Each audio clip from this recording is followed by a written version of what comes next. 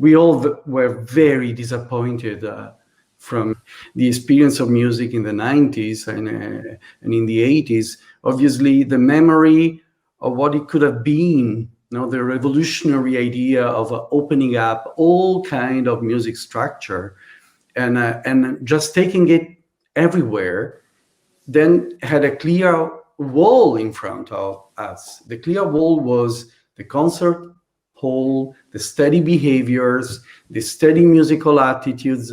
So, I mean, after going through improvisation and going through, I would say, formal composition, I really felt the necessity to explore space as a place of freedom for the dramaturgical power of music. So the combination of architecture and music was, to me, just the event. I started to imagine and design how music could change spatial perception.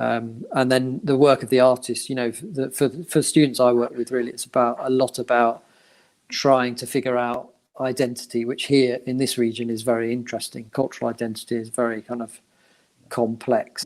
Trying to work that out musically is often, it's quite a challenge for anybody. And, it's a very kind of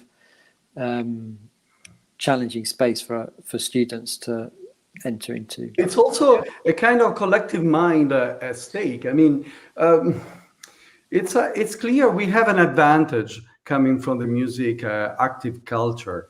So you were mentioning, a DAW, a digital audio workstation. Yeah. And it's interesting to see how software management, let's say software-based management of music, is probably the biggest music event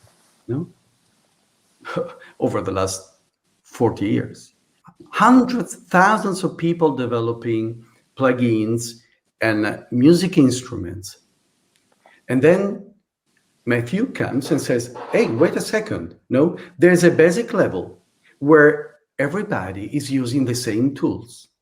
So now I'm here to teach you, most of all, a different mindset. Because the moment you are using that plugin, the moment you are using that specific sequencer, thousands of people, millions of people are doing the same. And that being a computer-based musician means you're dealing with a different kind of medium now. Music is a different entity to what it was just a few decades ago. Yeah, for a lot of students, the idea that it's okay to write beat-based music that's influenced by dance music is a great thing. It's a wonderful thing that their professors saying, yes, you can actually do that. And I was a DJ. Then my other favorite story, which Lorenzo will identify with this, I'm sure, is that the bulk of the music I wrote in the late 90s was using an Akai sampler that was fully expanded to 32 megabytes. And it takes some time for them to grasp what that means in terms of memory, So, and here we are having conversations about artificial intelligence and how that's actually now immediately accessible in all sorts of ways.